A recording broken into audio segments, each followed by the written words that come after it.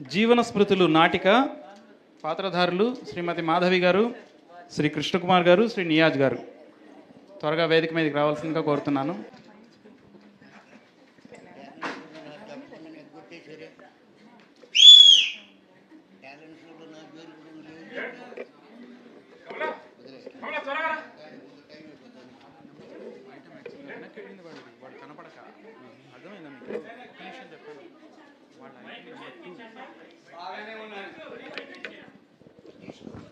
బాగానే ఉన్నాను.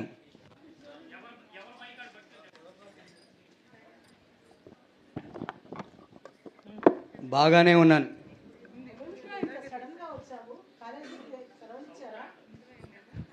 సెలవులు ఇవ్వలేదమ్మా, నేనే ఆ కాలేజీకి సెలవు ఇచ్చా. ఏమిట్రా, ఏమైనా గొడవ జరిగిందా? గొడవ కాదమ్మా, అక్కడ అంతా గందరగోళంగా ఉంది. అసలు ఆ కాలేజీలో లెక్చరర్ ఎవరో అసిస్టెంట్ ఎవరో తెలియనక్కర్లేదు. అసలు ఆ కాలేజీలో లెక్చరర్ ఎవరో అసిస్టెంట్ ఎవరో తెలియకుండా ఉంది, అందుకనే వచ్చేసాను. మాకు నీ మాటలు చాలా గందరగోళంగా ఉన్నాయి. అసలు అంత పెద్ద పేరున్న కాలేజీ తప్పు పట్టే పరిస్థితి ఏమొచ్చిందా నీకు? అసలే కుటుంబ ఆర్థిక పరిస్థితి చిక్కుల్లో ఉంది. నిన్నైనా బాగా చదివించి ఇంజనీరింగ్ చేయాలని స్తోమత లేకపోయినా డబ్బులు కట్టానురా. అదే మీరు చేసిన తప్పు. తల్లిదండ్రులుగా తమ బిడ్డలు బాగా చదువుకోవాలని, అందరికన్నా ముందు ఉండాలని, అందులో ఈ రోజుల్లో ఇంటికో సాఫ్ట్వేర్ ప్రొఫెషనల్ ఉంటున్నాడని మేము కూడా ఆశపడి నిన్ను అందులో చేర్పించాం. అంటే ఇంటికి ఒక సాఫ్ట్వేర్ ఇంజనీర్ ఉండాలని ఆతృతే కానీ వాడు మనసులో ఏముందో తెలుసుకోనక్కర్లేదా? ఏమిట్రా నీ పెడసరపు మాటలు? ముందు వాడి వాగని. అవును, నా మాటలు అర్థం చేసుకొని మీకు వాగుడుగానే ఉంటుంది.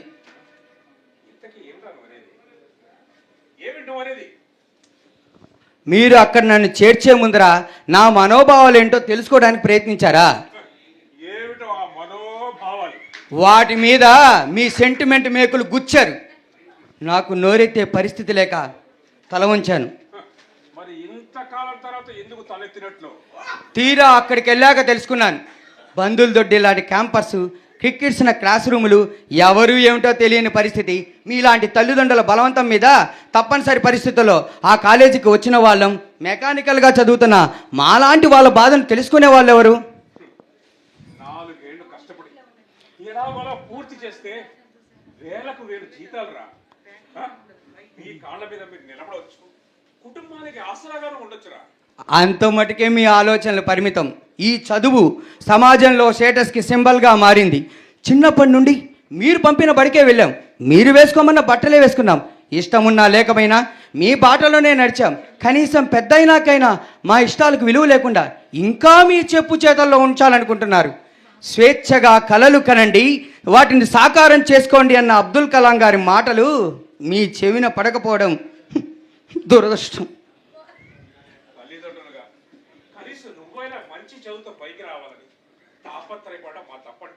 కేవలం మధ్యతరగతి మనస్తత్వంతో చుట్టూ పరిమితుల చట్టం బిగించుకొని నూతన భావాలు లేని మీ తాపత్రయం మరొక జీవితాన్ని చిదిమివేస్తుందని గ్రహించకపోవడం మీ తప్పే. మీరు చదవలేకపోయిన ఇంజనీరింగ్ మా చేత చదివించాలనే పైశాచిక ఆనందమే మీది. ఇప్పుడు వచ్చారు అసలు విషయానికి. చెప్తాను, విని తట్టుకోవడానికి ప్రయత్నించండి. పిల్లలకు 10వ క్లాసు వరకే పెద్దల ప్రకారంగా చదివే పరిస్థితి. 10 పూర్తయినాక వాళ్ళకి విచక్షణ జ్ఞానం వస్తుంది. అప్పుడు ఏం చదువుకోవాలో, జీవితాన్ని ఎలా మలుచుకోవాలో అవగాహన ఏర్పడుతుంది. అప్పుడు ఇక తల్లిదండ్రుల పాత్ర పరిమితం అవుతుంది. మీరు ఊహించినంత అమాయక స్థితిలో లేవు నా ఆలోచనలు. నా జీవితం మీద నాకు స్పష్టమైన అవగాహన ఉంది. కేవలం మీ బలవంతం వల్ల వాటిని అంచుకున్నాను. ఈ రొటీన్ చదువులు, ఉద్యోగాలు నాకు